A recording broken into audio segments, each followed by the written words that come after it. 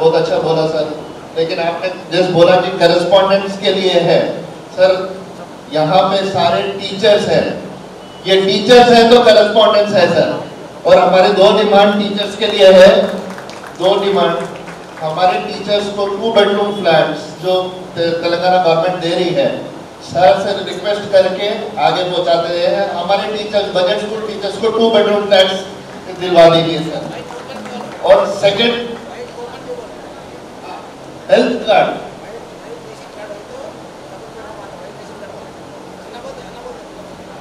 Sir, और हमारे हर teacher को हेल्थ कार्ड दिला दीजिए सर, क्योंकि ये लोग भी बहुत परेशान हो चुके हैं।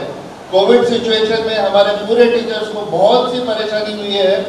ये लोग पूरे आधे टीचर्स जॉबलेस हुए हैं, सैलरीलेस हुए हैं, बहुत से परेशानी हुए हैं। तो ये पूरी चीजें हम देख के दीजिए sir. So now I request our Madhav Krishna Rao MLA sir Kokatpalli to share his views sir. Thank you very much sir. Thank you. ఈ రోజున స్కూల్ యజమాన్యం తరఫున ఏర్పాటు చేసినటువంటి అజాద్ ఖాన్ గారికి, సునీల్ కుమార్ ముఖర్జీ గారికి, మణికుమార్ కాసిరెడ్డి గారికి, రమేష్ రెడ్డి గారికి, శివారావు గారికి, ప్రతాప్ రెడ్డి గారికి, స్థానిక కార్పొరేటర్ ముద్దూరు నరసింహ యాదవ్ గారికి, అధ్యక్షులు ఇర్ఫాన్ గారికి, పార్నాథ్ కార్పొరేటర్ రవీందర్ రెడ్డి గారికి, సునీల్ గారికి, వేదిక ఉన్నటువంటి పెద్దలందరూ కూడా నరేందర్ గౌడ్ గారికి హృదయపూర్వక ధన్యవాదాలు. మీరు చెప్పినటువంటి అన్ని కూడా కొన్ని గవర్నమెంట్ సంబంధించినటువంటి సమస్య. ఇది మొత్తానికి తెలంగాణ రాష్ట్రానికి సంబంధించినటువంటి సమస్య కొన్ని ఉన్నాయి. ఏదైతే ముందటి నుంచి కూడా నాకు తెలుసు 2-3 ఏళ్ల నుంచి ఈ స్కూల్ టీచర్స్ కానీ ఏదైతే మేనేజ్మెంట్ ఉన్నటువంటి వాళ్ళందరూ కూడా ట్యాక్స్ విషయంలో, అదేవిధంగా కమర్షియల్ ఎలక్ట్రికల్ విషయంలో పోరాడుతూ ఉన్నాను. ఇది నేను 15వ తారీఖు నాడు మా అసెంబ్లీ స్టార్ట్ అవుతుంది. కొకట్పల్లి కాన్ఫరెన్స్ తరఫున నా లెటరేట్ పేరు మీద ఇది ఖచ్చితంగా ముఖ్యమంత్రి దృష్టికి తీసుకెళ్తానని చెప్పి కూడా ఈ సందర్భంగా నేను తెలియజేస్తా ఉన్నాను. ఏదైతే వాటర్ విషయము డబుల్ బెడ్రూమ్ అడిగారు, ఈ డబుల్ బెడ్రూమ్ అంటే ఇది ఖచ్చితంగా ఇది నా చేతుల్లో ఉంటుంది కాబట్టి దాంట్లో కొన్ని కండిషన్స్ ఉంటాయి. నిరుపేద అనేటటువంటి వాళ్ళ టీచర్సే కానివ్వండి, ఇంకెవరైనా కానివ్వండి, వాళ్ళకి వైట్ రేషన్ కార్డు కంపల్సరీ ఉండాలి. మళ్ళీ ఇల్లు లేకుండా ఉండాలి. ఎట్టి పరిస్థితుల్లో భర్త కానీ, భార్య కానీ, తండ్రి కానీ ఏదైనా రిజిస్ట్రేషన్ అయినటువంటి కాకుండా డబుల్ బెడ్రూమ్ రాదు. ఇది సిస్టమ్. ఇటువంటి వాళ్ళు టీచర్స్ ఎవరన్నా నిరుపేదలు మీ సేవలు అప్లై చేసుకొని నా దృష్టి తీసుకురండి. నిరుపేదలు అన్నటువంటి వాళ్ళందరూ కూడా ఇప్పించే బాధ్యత, కొకట్పల్లి కాన్ఫరెన్స్ ఇప్పించే బాధ్యత నేను తీసుకుంటాను ఖచ్చితంగా. అదేవిధంగా మీరు అడిగినటువంటి అన్ని కూడా గవర్నమెంట్ సంబంధించినవి కాబట్టి శాసనసభ్యులందరూ సిగ్నేచర్ పెట్టించి, ఇది ఇంతకుముందు మా రవీందర్ సింగ్ చెప్పినట్టు ఇది కేటీఆర్ గారి దగ్గర ఉందని చెప్పాడు కాబట్టి 100కి 100 పాలు. ఇది ఎలక్షన్లు వస్తున్నాడు కాదు, ఎలక్షన్స్ ఇది నార్మల్ ఎలక్షన్లు అయిపోతాయి. ఇది ఫ్యూచర్లో ఎప్పటికైనా కమర్షియల్ ట్యాక్స్ ఆల్రెడీ ఇప్పటికే నిరుపేదలకు 50% తగ్గించాం. అదేవిధంగా మన మాంగళ వాళ్ళకి ఎవరైతే నాయన్ బ్రాహ్మణులకు ఉన్నారో వాళ్ళకి ఇప్పటి కూడా వాళ్ళకు మనం కరెంటు బిల్ తగ్గించాం. ఇది ఒక మేజర్ ఇష్యూ కాబట్టి, సుమారుగా కొన్ని లక్షల మంది సంబంధించిన ఇష్యూ కాబట్టి ఇది ముఖ్యమంత్రి దృష్టికి తీసుకెళ్లి మా అందరు శాసనసభ, హైదరాబాద్ శాసనసభ తరఫున ఉన్నటువంటి ప్రైవేట్ స్కూల్ ఏ రకంగా బాధపడుతూ ఉన్నారో అది ఖచ్చితంగా తీసుకుపోయే బాధ్యత కూడా నేనే తీసుకుంటానని చెప్పి కూడా సందర్భంగా తెలియజేస్తా ఉన్నాను. ఒకటిసారి ఆలోచన చేయాలి మీరు అందరూ కూడా. సరే, ఎలక్షన్కి వచ్చినప్పుడు అందరూ ఎవరి పార్టీకి వచ్చి వాళ్ళు చెప్పుకుంటూ పోతూ ఉంటారు, అది కామనే. నేను మీ అందరినీ రిక్వెస్ట్ చేస్తా ఉన్నాను. నేను ఆడపక్షులకు కూడా నేను వేదిక మీద వేడుకుంటా ఉన్నాను. ఈ తెలంగాణ రాష్ట్ర ప్రభుత్వం వచ్చిన తర్వాత నేను ఆలోచన చేసుకుని ఓటేమని చెప్తా ఉన్నాను. ఈ 6 సంవత్సరాల కూడా ఏ రకంగా 24 గంటల కరెంట్ ఇచ్చింది టీఆర్ఎస్ పార్టీ ప్రభుత్వమా కాదా? ఏ రకంగా కనీసం ఆ రోజు స్కూల్ నడవాలి అంటే, లేకపోతే ఒక చిన్న చిన్న ఇండస్ట్రీలు నడవాలి అంటే, స్కూల్ పిల్లలకు టీచర్లు కూర్చొని వాళ్ళ చదువు చెప్పాలి అంటే ఆ రోజు కరెంటు లేకపోయింది వాస్తవా కాదు? మరి 6 సంవత్సరాల్లో కూడా కరెంటు ఉందా లేదా అని ఒకసారి ఆలోచన చేసుకోండి. మరి ఆ రోజు ఉన్నటువంటి పక్కకు ఉన్నటువంటి కర్ణాటక రాష్ట్రం ఉంది. ఈ రోజున కర్ణాటక రాష్ట్రంలో ఈ రోజున బీజేపీ పరిపాలిస్తుంది. మరి అక్కడ కనీసం 24 గంటల కరెంటు బీజేపీ పాటిస్తుందా? మరి ఇక్కడ తెలంగాణ రాష్ట్రంలో 24 గంటల కరెంటు మనం ఇస్తున్నాం. అదేవిధంగా ఇలా రైతుల బంధు, మనము ఒక రైతుకు 10,000 రూపాయలు చొప్పున ఇలా మనం రైతులకు ఇస్తున్నాం. పక్క కర్ణాటక ఉన్నటువంటి బీజేపీ ప్రభుత్వం ఇస్తుందో ఆలోచన చేసుకోండి. అదేవిధంగా ఇలా నిరుపేద, ఇలా ముస్లింలు కానీ, హిందువులు కానీ, క్రైస్తవులు కానీ ఒక ఆడపిల్ల పెళ్లి చేయాలంటే ఎన్ని కష్టాలు పడతారో మీరు ఆలోచన చేసుకోవాలి. మన ముఖ్యమంత్రి గారు ఒక ఆడపిల్ల పెళ్ళైతే తల్లి పేరు మీద 1,116 రూపాయలు కళ్యాణ లక్ష్మి శాంతిబాలకు ఇచ్చిన చరిత్ర ఎక్కడ 29 రాష్ట్రాల్లో ఉన్నాయో ఆలోచన చేసుకోవాలి. 29 రాష్ట్రాల్లో ఇలా బీజేపీ పరిపాలించే రాష్ట్రాలు 16 ఉన్నాయి. కడమ రాష్ట్రాలు కాంగ్రెస్ పార్టీ పరిపాలించేటివి ఉన్నాయి. మరి ఆ రాష్ట్రంలో మనం ఇస్తున్నటువంటి సమయం ఇలా రైతుల కరెంటే కానీ, హైదరాబాద్ నగరంలో ఉన్నటువంటి వాళ్ళందరూ కరెంటే కానీ, ఇలా మంచినీళ్ళు గోదావరి నుంచి మంచినీళ్ళే కానీ ఏ రకంగా మనం తెలంగాణ ప్రభుత్వం వచ్చిన తర్వాత ఇస్తున్నామా లేదా మీరు ఆలోచన చేసుకోవాలి. ఆ రోజే కరెంటుకి ఇవ్వకపోతే, ఆ రోజు గిట్ట కరెంటు కాంగ్రెస్ పరిపాలించినప్పుడు కానీ, బీజేపీ రాష్ట్రం పరిపాలించేది కానీ, మన రాష్ట్రంలో ఇవాళ సాఫ్ట్వేర్ ఉద్యోగస్తులు హైదరాబాద్ నగరంలో సుమారుగా 1 కోటి మంది ఈరోజు రకరకాల ఉద్యోగాలు చేసుకుంటా ఉన్నారు. మరి ఇదే కరెంటు ఇవ్వకపోతే అలా ఉద్యోగాలు పోతుండనా లేదా మీరు ఆలోచన చేయండి. మన 6 ఏళ్ల కింద ఈ ఉద్యోగస్తులకు ఎన్ని ఇబ్బందులు పడ్డారు. ప్రైవేట్ దగ్గరికి వెళ్ళి కరెంటు ఉంటే వాళ్ళకు జీతం వచ్చేది, కరెంటు లేకపోతే జీతం రాదు.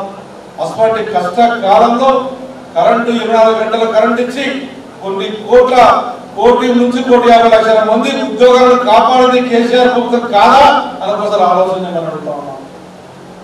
ఈరోజు వస్తూ ఉన్నారు బీజేపీ వాళ్ళు, కాంగ్రెస్ వాళ్ళు. మీ బీజేపీ పార్టీ ఉన్న లాక్డౌన్ వచ్చింది, మా టీచర్స్ ఉన్నారు అల్లాడిపోయారు. విద్యార్థుల కనీసం ఆ రోజు ఫీజులు కట్టిన తల్లిదండ్రులు ఉన్నారు.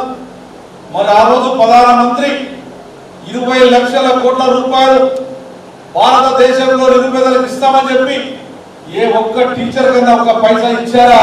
ఏ నిరుపేదకు 1 రూపాయి ఇచ్చారా? ఆ 20 లక్షల కోట్ల రూపాయలు ఎవరికి ఇచ్చారో బీజేపీ వారు సమాధానం చెప్పాలి.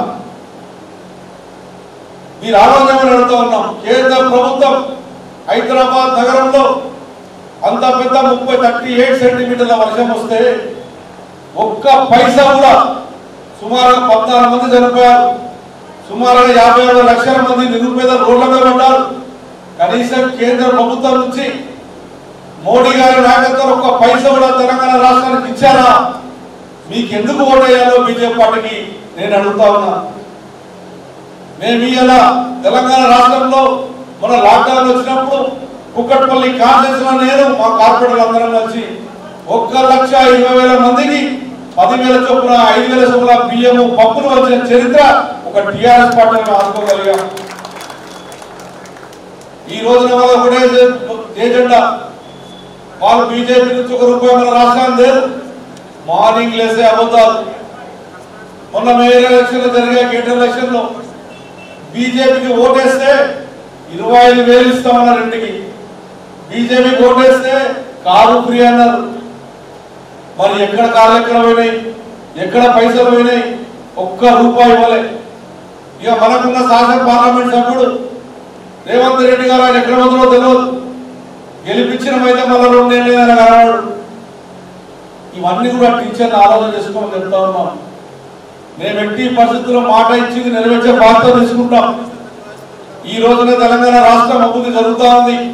హైదరాబాద్ నగరంలో రోడ్లు, డ్రైనేజీలు, వాటర్ లైన్లు, అండర్ పాస్లు, బ్రిడ్జ్లు, రోడ్డు మీద కోసం లైటింగ్లు, ఈ 6 సంవత్సరాల్లో మార్పు ఉందా లేదా ఒక్కసారి ఆత్మ పరిశీలన చేసుకోమని చెప్తా ఉన్నాను. నేను చెప్పినటువంటి ఏ ఒక్కటి కూడా తప్పు అనుకుంటే ఓటేయండి.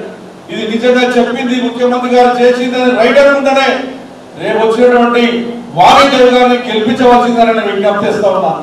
ఒక విద్యావంతురాలు, ఒక మహిళ, ఈ రోజు ఒక మహిళ అదే ప్రధానమంత్రి బిడ్డ ఏ చిన్న తప్పు కూడా చేయకుండా ప్రధానమంత్రి అయి ఉండి కూడా ఆవిడ ప్రధానమంత్రి బిడ్డ అంటే ఏ రకంగా ఉంటారు, కానీ ఆమె ఒక సోషల్గా మా కుక్కట్పల్లిలో జేవిటీలో లెక్చర్గా పనిచేసి తప్ప ప్రధానమంత్రి బిడ్డగా ఎక్కడ గర్వంగా దేశెత్తుకు తిరిగినటువంటి పాపం అవ్వలేదు. అంత సామాన్యమైనటువంటి ఆడపడుచు మాకున్నటువంటి టీఆర్ఎస్ పార్టీ నుంచి మనం తీసుకున్నాం. అందుకే మీరు ఆలోచన చేయమంటా ఉన్నాం.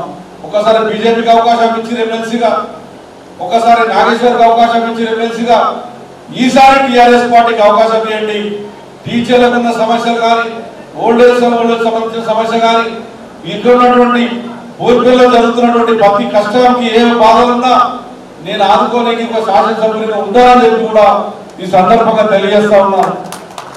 మీరు కూడా దయచేసి ఒకటో రెండో పార్లమెంట్ వేయకుండా ఒకే ఒక ఓటు 4వ నంబర్లో మనకున్నటువంటి వాణిదేవి గారిని ఒకే మార్పు పెట్టకుండా 1 పెట్టించి పెద్ద మెజార్టీతో గెలిపించవలసిందిగా టీచర్లందరూ కూడా నేను విజ్ఞప్తి చేస్తా ఉన్నాను.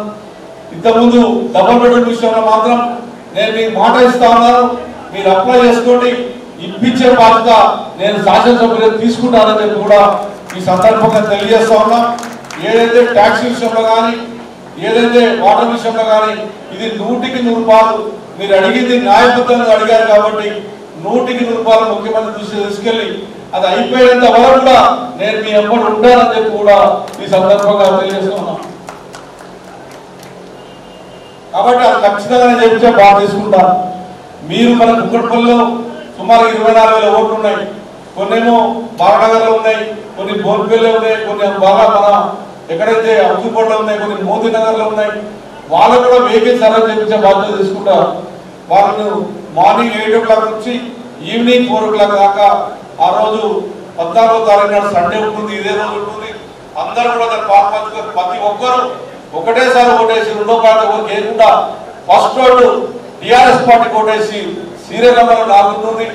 దాని విధంగా ఇప్పటిదాకా 1 నుంచి 5 వరకు ఓపెన్ కాలేమని చెప్పారు. నాకు తెలిసిన మటుకు ఈ 4-5 రోజుల్లో ఆ స్కూల్ అన్ని కూడా ఓపెన్ ఇచ్చేటకు జీవో వచ్చే అవకాశాలు ఉన్నాయని చెప్పి కూడా ఈ సందర్భంగా తెలుస్తాం. నాకు ఉన్న ప్రకారం ఖచ్చితంగా ఆ స్కూల్స్ కూడా ఓపెన్ అయిపోతాయి. ఆ స్కూల్ ఓపెన్ అయిపోతే విద్యార్థులు అందరూ కూడా మంచి చదువుకునే అవకాశం ఉంటుంది. కాబట్టి మీరు అడిగినటువంటి 5లో అదైతే ఏదైతే స్కూల్ నుంచి 1 to 5th స్కూల్స్ అడిగారో అవి కూడా ఓపెన్ చేయించడానికి పూర్తిగా నేను కృషి చేస్తానని చెప్పి సందర్భంగా తెలియజేస్తూ మీరందరూ కూడా ఫోన్ నంబర్లో ఉంటుంది. ఖచ్చితంగా నంబర్ 1 దీనికి అక్కడికి పెట్టకుండా 1 అనేది తీసేసినట్టు వేసినట్టయితే ఒకటే ఓటేసేసి ఆ రోజు 8 గంటల నుంచి సాయంత్రం 4 గంటల వరకు మీరు పాల్పంచుకోవాలని, మీకు వెహికల్స్ కానివ్వండి, లేకపోతే మీకు ఎక్కడ దూరం ఉంటే మాకు ఉన్నటువంటి కార్పొరేటర్ లక్ష్మయ్య యాదవ్ గారు, మా ఇన్ఫాల్ గారు మీ అందుబాటులో ఉంటారు. ఖచ్చితంగా వాళ్ళు ఓటు వేయించేది బాధ్యత వాళ్ళు తీసుకుంటారు. కాబట్టి మీకున్న సమస్యను పరిష్కరించే బాధ్యత తీసుకుంటారు.